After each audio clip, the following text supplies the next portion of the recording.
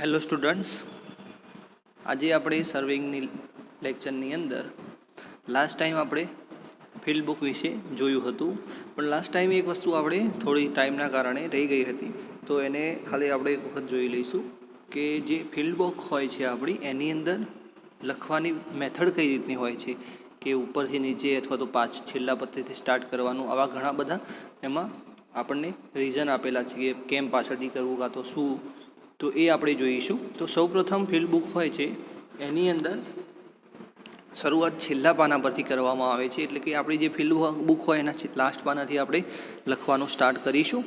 પછી એ લાસ્ટ પાનાથી પછી આપણે ધીમે ધીમે આગળની તરફ જેમ જેમ આપણી રિક્વાયરમેન્ટ હોય એ પ્રમાણે ડ્રોઈંગ કરતાં કરતાં આગળની તરફ જતા હોઈએ છીએ. અને પાના નંબર મશીન વડે એની અંદર છાપેલા જ હોય છે, બરાબર. અને પાના નંબર લાસ્ટ પેજથી માંડી અને ફર્સ્ટ પેજ સુધીના આપેલા હોય છે, એટલે કે ઊંધી ડાયરેક્શનમાં આપણને આપેલા હોય છે. હવે ઉઘડતા પાના નંબર ઉપર શું હોય, એટલે કે ફર્સ્ટ પેજ હોય છે ઓરિજિનલ, એના ઉપર સર્વેક્ષણ કરવાની જે તારીખ હોય એ લખવાની. પછી જે પણ ક્રૂ મેમ્બર હોય અથવા તો જે પણ આપણે બેચ પાડી હોય એ મેમ્બરોના નામ લખવાના, અને જે તે પ્રદેશનું સર્વેક્ષણ કર્યું હોય એનું નામ લખવાનું. પછી એક કી રૂપ એટલે કે ચાવી રૂપ આપણે ચિત્ર પણ સાઈડમાં બનાવવું જરૂરી છે. હવે દરેક સર્વેક્ષણ રેખાની શરૂઆત નવા પાનાથી જ કરવી જોઈએ, બરાબર. કેમ કે કન્ટિન્યુઅસ તમે વર્ક કરતા હશો એટલે તમને ખબર નહીં પડે કે કયું વર્ક આપણે શાના માટે કર્યું હતું. દરેક રેખાની શરૂઆતમાં સ્ટેશનનું નામ લખવું જોઈએ. સ્ટેશનમાંથી નીકળતી બીજી ચેકલાઇન વગેરે દર્શાવવી જોઈએ. નોંધપોથી સુવાચ્યાક્ષરે લખવી જોઈએ. સુંદર રેખાચિત્ર, જરૂરી માપ, સમજૂતી આપતી નોંધો વગેરેને તે સંભાળ હોવી જોઈએ. કોઈપણ માપને યાદ ન રાખતા તરત જ એને નોંધપોથીમાં લખી દેવામાં આવે છે, બરાબર. નોંધપોથીમાં દોરવામાં આવતા મકાન વગેરેના ચિત્રો સપ્રમાણ દોરવામાં આવે છે. સારી જાતની પેન્સિલ વાપરવી જોઈએ. માપો લખવા કે સ્કેચ દોરવા માટે આપણે છેકછાક ઓછા કરવા જોઈએ, જેથી ભૂલથી લખાઈ ગયેલા ખોટા માપો ઉપર લીટી દોરી તેમના ઉપર ખરા માપ લખવા જોઈએ. પહેલાં મુખ્ય રેખાઓ, ત્યારબાદ સંયોગ રેખાઓ, ત્યારબાદ તાળા રેખાઓ, બરાબર. Check line, base line, tie line એ વિશેની વાત કરી છે. અનુલંબ માપવા એટલે કે ઓફસેટ માપવા જે તે ચેન વાંચનાંકની સામે લખાય છે. જ્યારે રસ્તા, તારની જાળી, નદી વગેરે વસ્તુઓ સર્વેક્ષણ રેખાની છેદતી હોય ત્યારે દિશા બતાવતી આકૃતિ દોરવી જોઈએ. ચેન રેખાના છેદનબિંદુનું વાંચનાંક બે લીટી વચ્ચેના ભાગમાં લખવું જોઈએ, બરાબર. આ એક આપણને રિક્વાયરમેન્ટ લિસ્ટ છે કે આટલી આટલી વસ્તુ આપણે ફિલ્ડ બુકની અંદર કરવાની હોય છે. હવે આજનો આપણે મેઇન ટોપિક છે એ જોઈશું કે error in chain survey. Normally કોઈ પણ ઇન્સ્ટ્રુમેન્ટ હોય છે એની અંદર ત્રણ પ્રકારની એરર હોય છે: ઇન્સ્ટ્રુમેન્ટલ, પછી નેચરલ અને પર્સનલ, બરાબર. એરર આપણી કોમન રહેશે, જે રીતે કે ટેમ્પરરી એડજસ્ટમેન્ટ છે, એમાં સેન્ટરિંગ, લેવલિંગ અને ફોકસિંગ જે છે એ ત્રણ વસ્તુ કોમન છે દરેક ઇન્સ્ટ્રુમેન્ટ માટે. એ જ રીતે એરર પણ કોમન રહેશે. હવે એરરની અંદર પછી થોડું ઘણું તમને ચેન્જ જોવા મળશે. જે રીતે કે આપણે જોઈએ તો નેચરલ એરર કોના કારણે થતી હોય, તો નોર્મલી તાપમાનમાં ફેરફારના કારણે, પવનના કારણે, પછી ગ્રેવિટીના કારણે, વક્રીભવનના કારણે, પૃથ્વી આપણી કર્વેચરમાં છે એના કારણે, અથવા તો ચુંબકના આકર્ષણના કારણે. ઇન્સ્ટ્રુમેન્ટલ એરર, ઉપકરણની ખામીવાળી રચના, બરાબર. આપણું જે ઇન્સ્ટ્રુમેન્ટ હોય એની અંદર એરર હોય. ઉપકરણના સ્થાયી સમાયોજનમાં ખામી, ઉપકરણને થયેલા ઘસારા, બરાબર. આ વસ્તુ ઇન્સ્ટ્રુમેન્ટલ એરર, જેમાં ઇન્સ્ટ્રુમેન્ટ મેઇન ભાગ ભજવતું હોય એરરની અંદર.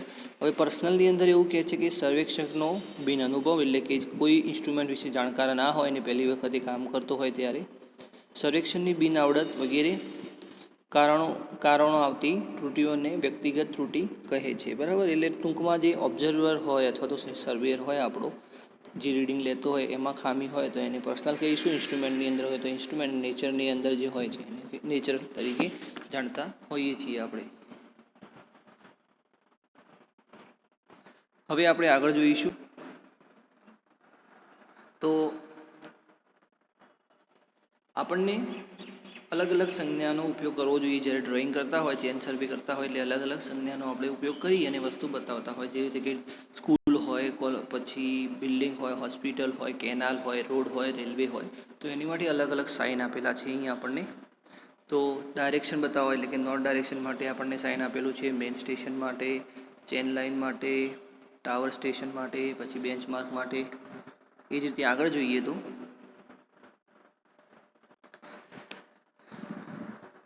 આગળ આપણને બિલ્ડિંગ માટે મેં તમને પહેલાં એક પિક બતાવ્યો હતો અને એક ડબલ લાઇન આપણે ચેન સર્વે પણ જોયું હતું, સમજ્યું હતું. તો એની અંદર આપણને બિલ્ડિંગનું પોર્શન બતાવ્યું હતું, તો એની પેટર્ન આ હતી. પછી મંદિર, મસ્જિદ કે ચર્ચ હોય તો એની માટે આપણે અલગ અલગ પેટર્ન આ રીતે બતાવી શકીએ છીએ. પછી વુડન ફેન્સિંગ હોય તો એને આ રીતે, બ્રીડ વાયર ફેન્સિંગ હોય તો એને આપણે આ રીતે બતાવી શકીએ છીએ. આ સંજ્ઞા તમારે યાદ રાખી લેવી પડશે, બરાબર. પછી આગળ આવશે આપણી હિંજ, તો એને આપણે આ રીતે બતાવીએ, જે રીતે કે એસએમની અંદર મોમેન્ટ, હિંજ મોમેન્ટ કાં તો કન્ટિન્યુઅસ તમે લોડ લગાડતા હોય તો એના માટે જે કન્ટિન્યુઅસની પેટર્ન હોય છે એ પ્રમાણે આપણે બતાવવાનું રહેશે. પછી પાઇપ રેલિંગ અથવા તો પાઇપ લાઇન, પછી આપણને આપે છે સ્ટોન ફેસિંગ, બરાબર, સ્ટોનનું કામ કરેલું હોય ત્યારે આ રીતની પેટર્ન. પછી ટેલિફોન લાઇન હોય ત્યારે આપણે આ રીતની પેટર્ન ઉપયોગ કરતા હોય અને જે આપેલી છે આપણને પાવર લાઇન, ઇલેક્ટ્રિક લાઇન, તો એને આ રીતે આપણે કામ કરતા હોઈએ છીએ. પછી આપી છે આપણને વોલ વિથ ગેટ, એટલે કે બાજુમાં વોલ છે અને આ ગેટ છે. આ ચેન સર્વેની અંદર આજુબાજુ અપસેટ આવતા હોય રાઇટ ઓર લેફ્ટ, તો એને કઈ રીતે બતાવવા એની વાત થઈ રહી છે. પછી બ્રિજ ઓર કલવર્ટ,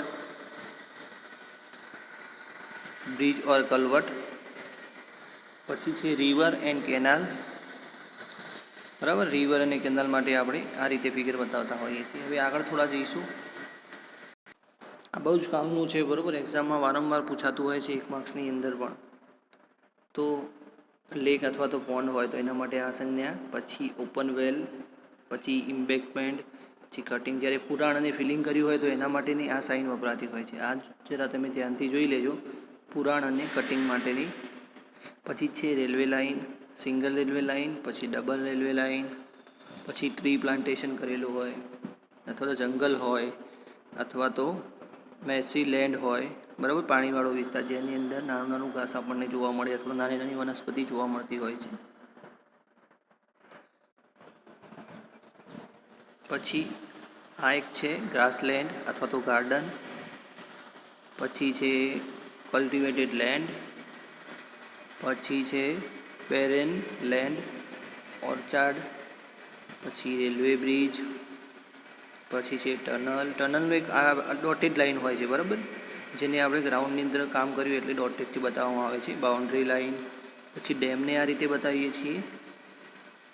હાઇડ્રોલિક્સની અંદર તમે ભણ્યા હોય અથવા તો ભણી રહ્યા હોય તો આ રીતનું તમારી એક સંજ્ઞા આવતી આ રીતે તમને પેટર્ન બતાવેલી હોય છે. પછી contour line, stone mine boundary ઉપર તમને જોવા મળે છે. પછી છે આપણે લાસ્ટ જોઈ લઈએ, પછી કે સેરિન, પછી રોડ, પછી પાઇપલાઇન અને ફોર્ટ, બરાબર, કિલ્લો. તો આ રીતને આપણને જ્યારે પણ એમ કે અમારી કામ સર્વે લાઇનની આજુબાજુ એક લાઇન પાઇપલાઇન પસાર થાય છે તો આપણે આ લાઇનની સંજ્ઞા દોરવાની થશે. ત્યાં આપણે કોઈ લખવાની જરૂર નથી કે પાઇપલાઇન, એવું કંઈ લખવાની જરૂર નથી. આ સંજ્ઞા ઉપરથી આપણને ખબર પડી જશે કે આ વસ્તુ શું બતાવી રહી છે, બરાબર. સિમ્બોલ આપણે યુઝ કરવાના થશે. હવે આપણે પ્લાનિમીટર જોઈશું. જો પૂછાતું નથી એક્ઝામની અંદર પણ તમારે સમજવું જરૂરી છે, બરાબર, કે પ્લાનિમીટર શાના માટે હોય, એની અંદર કયા કયા પાર્ટ્સ આવે છે એ બધું. તો પ્લાનિમીટરની અંદર ખાસ વસ્તુ જોઈએ તો એક એન્કર પોઈન્ટ હોય છે, એક એન્કર આર્મ હોય છે, એક ટ્રેસિંગ પોઈન્ટ હોય છે, પછી એક ટ્રેસિંગ આર્મ હોય છે, બંને જોડાયેલા જ છે, બરાબર. પછી અહીંયા એક પીવોટ અને એક આ આપણને એક ડિસ્ક આપેલી હોય છે, કન્ટેનિંગ ડિસ્ક કહે છે. પછી એને રોલર અને આને વ્હીલ, બરાબર. આ ઇન્ડેક્સ બિન્ડેક્સ તમે યાદ રહે તો સારું કહેવાય, બાકી અદરવાઇઝ આપણે આ મેઇન પાર્ટ તરીકે આ વસ્તુને જ ઉપયોગ કરતા હોઈએ છીએ. તો આપણે જોઈએ કે પ્લાનિમીટર શું છે. તો પ્લાનિમીટર એક એવું સાધન છે જેના વડે કોઈ પણ આકારના નકશાનું ક્ષેત્રફળ સહેલાઈથી અને પૂરતી ચોકસાઈથી શોધી શકાય છે ઓન પેપર, બરાબર. પેપરની અંદર આપણે જે ડ્રોઈંગ કર્યું હોય, જે પણ સ્કેલ કે માપ લઈ એનું જે ઓરિજિનલ માપ હોય આપણે સારા પ્રમાણમાં ચોકસાઈથી શોધી શકીએ છીએ, બરાબર. તો એની માટે એન્કર પોઈન્ટને ફિક્સ કરવામાં આવે છે અને જે પણ બાઉન્ડ્રી હોય, માની લઈએ કે આપણું સ્ક્વેર છે, તો એની બાઉન્ડ્રી ઉપર આ જે પીવોટ ટ્રેસિંગ પોઈન્ટને આપણે લઈ અને ફરવાનું થશે અને આપણને કેટલા રિવોલ્યુશન ડિસ્ક ફરી એ પ્રમાણે કાઉન્ટિંગ અને કેલ્ક્યુલેશન કર્યા પછી આપણને શું મળતું હોય છે, આની વેલ્યુ મળતી હોય છે આપણને. તો એના માટે એક ઇક્વેશન પણ છે આપણી પાસે કે આપણું જે એરિયા છે is equal to M into F upon I plus or minus 10 N plus C, બરાબર. આ રીતનું ઇક્વેશન છે જેની અંદર એમ શું થશે, આપણો ક્ષેત્રફળનો ગુણાંક પાઈ ડીએલ, એફ એટલે કે લાસ્ટ, આઈ એટલે કે સ્ટાર્ટિંગ, આ બે લાસ્ટ રીડિંગ અને સ્ટાર્ટિંગ રીડિંગ આપણું, પછી 10 આપણો કોમન રહેશે, બરાબર. એન જે છે આપણને એમ કહે છે કે 0 આમ કેટલી વખત પસાર થયો, એટલે 0 અહીંથી એક વખત પસાર થયો, 2 વખત, જેટલી વખત પસાર થયો હોય એમાં એન લખીશું. અને સી એન્કર પોઈન્ટ જો આકૃતિની અંદર હોય તો સી ઉમેરવામાં આવે છે, જો એન્કર પોઈન્ટ આકૃતિની બહાર હોય તો સી 0 લેવામાં આવે છે, બરાબર. હવે આગળ જોઈશું.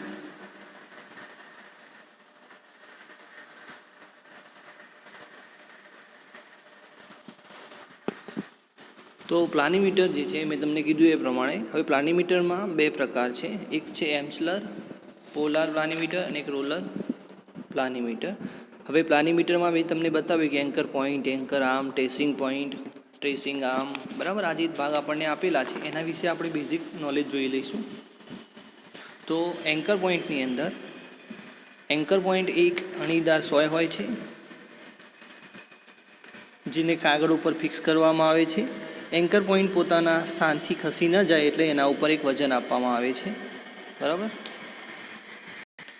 એન્કર પોઈન્ટ ઉપર વેઇટ આપવામાં આવે છે આ કાગળ ઉપર ફિક્સ કરવા માટે, અને આ વેઇટ ઉપર વેઇટ આપેલું હોય છે. નેક્સ્ટ આપણે જોઈશું એન્કર આર્મ. એન્કર આર્મનો ઉપયોગ શાના માટે છે કે એને ગુજરાતીમાં લંગર બાહુ કહીશું આપણે. તો એન્કર આર્મ એક છેડે એન્કર પોઈન્ટ હોય છે અને બીજા છેડે પીવોટ પોઈન્ટ હોય છે, પીવોટ પોઈન્ટ અથવા તો પીવોટ પોઈન્ટ સાથે જોડાયેલું હોય છે. એન્કર આર્મની લંબાઈ સામાન્ય રીતે નિશ્ચિત જ હોય છે. પછી આપણે જોઈશું ટ્રેસિંગ પોઈન્ટ. તો ટ્રેસિંગ પોઈન્ટ એટલે કે ટ્રેસિંગ પોઈન્ટ એને ગુજરાતીમાં કહીશું અનુરેખણ બિંદુ. તો ટ્રેસિંગ પોઈન્ટના એક છેડે ટ્રેસિંગ પોઈન્ટ રાખવામાં આવેલું હોય છે અને ટ્રેસિંગ પોઈન્ટને છેડે માપવા માટે વિસ્તારની હદ ઉપર ઘડિયાળને કાંટાની દિશામાં ફેરવવામાં આવે છે, બરાબર. તો આ રીતની એવી ડેફિનેશન છે કે અનુરેખણ બાહુના એક છેડે અનુરેખણ બિંદુ હોય છે. અનુરેખણ બાહુ એટલે કે ટ્રેસિંગ આર્મ હોય છે, એના એક છેડે ટ્રેસિંગ પોઈન્ટ રાખવામાં આવે છે અને ટ્રેસિંગ પોઈન્ટ ક્ષેત્રફળ માપવા માટે વિસ્તારની હદ ઉપર ઘડિયાળની કાંટાની દિશામાં ફેરવવામાં આવે છે.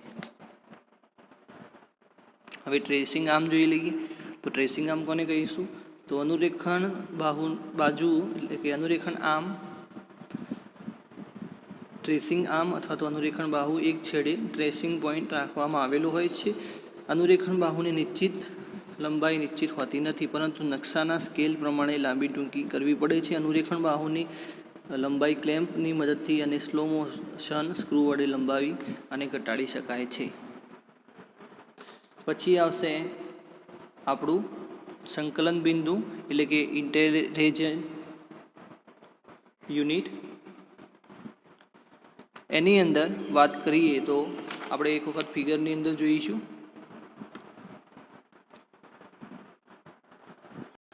તો ફિગરની અંદર આનું કંઈ આપણને બતાવ્યું નથી. તો ઇન્ટરેજન્ટ યુનિટની અંદર આપણને એમ કીધું છે સંકલન એકમની અંદર, બરાબર. તો એની અંદર શું કાઉન્ટ થાય છે કે એક મેઝરિંગ વ્હીલ, પછી વર્નિયર અને કાઉન્ટિંગ ડિસ્ક. આ શું આપણું સંકલન એકમ તરીકે ગણવામાં આવે છે. હવે આપણે આકૃતિમાં શું કીધું આપણને કે મેઝરિંગ ડિસ્ક, એક વ્હીલ, પછી ડિસ્ક અને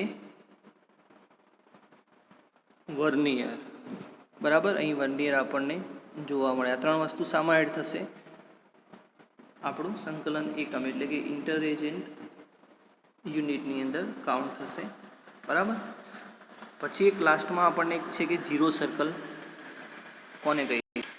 ઝીરો સર્કલની વાત કરી. ઝીરો સર્કલ એ પણ એક્ઝામને પૂછાતું નથી, સમજવા માટે જ છે કે જ્યારે અનુરેખણ બિંદુને ફેરવતા માપક વ્હીલનું પરિક્રમણ ન થાય પરંતુ તે કાગળ ઉપર સરકે ત્યારે ટ્રેસિંગ પોઈન્ટ જે વર્તુળ બનાવે તેને આપણે ઝીરો સર્કલ કહીશું. અથવા તો એની બીજી પણ ડેફિનેશન છે કે શૂન્ય વર્તુળ એ એક વર્તુળ છે જેના પરિધ ઉપર અનુરેખણ બિંદુને ફેરવતા માપક વ્હીલનું પરિક્રમણ થતું નથી પરંતુ તે કાગળ ઉપર માત્ર સરકે છે, તેને વાંચનાંક બદલાતું નથી. એટલે ટૂંકમાં એમ કહે છે કે જ્યારે આપણે ટ્રેસિંગ પોઈન્ટને ફિક્સ કરી અને વ્હીલને ફેરવતા હોઈએ ત્યારે વ્હીલ કાગળ ઉપર ફરતું નથી અને એ વખતે જે વર્તુળ બનશે એને આપણે ઝીરો સર્કલ તરીકે ઓળખતા હોઈએ છીએ.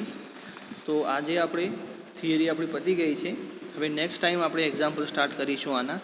તો તમારે ખાલી કરવાનું એટલું રહેશે આની અંદર કે મેં તમને જે પહેલાં કીધું કે જે આપણને શું આપેલું છે, અલગ અલગ સાઇન આપેલા છે કે કટિંગ માટે કેવા, પછી ટ્રી માટે કેવા, એ સાઇન તમારે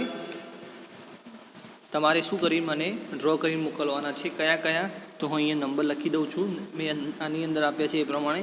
તો નંબર 1, પછી 5, પછી 11, 30, 80,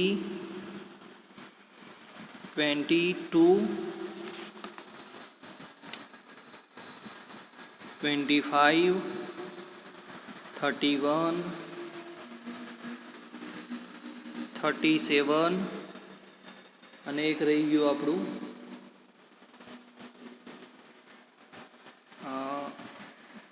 32, બરાબર. આ જે સ્કેચ છે એટલે કે સંજ્ઞા છે એ ખાલી તમારે દોરીને મોકલવાનું છે અને કોમેન્ટની અંદર તમારે એનરોલમેન્ટ નંબર લખવાનો રહેશે, બરાબર. ઘણા સ્ટુડન્ટ લખતા નથી, તો મહેરબાની કરીને એનરોલમેન્ટ નંબર લખો તો અમને ખબર પડશે કે આ સ્ટુડન્ટ જોઈએ છે કે નહીં, બરાબર. અને લેક્ચર પૂરેપૂરો જોવાનો છે, એમાં ખબર ના પડે તો પૂછવાનું છે. Okay, thank you.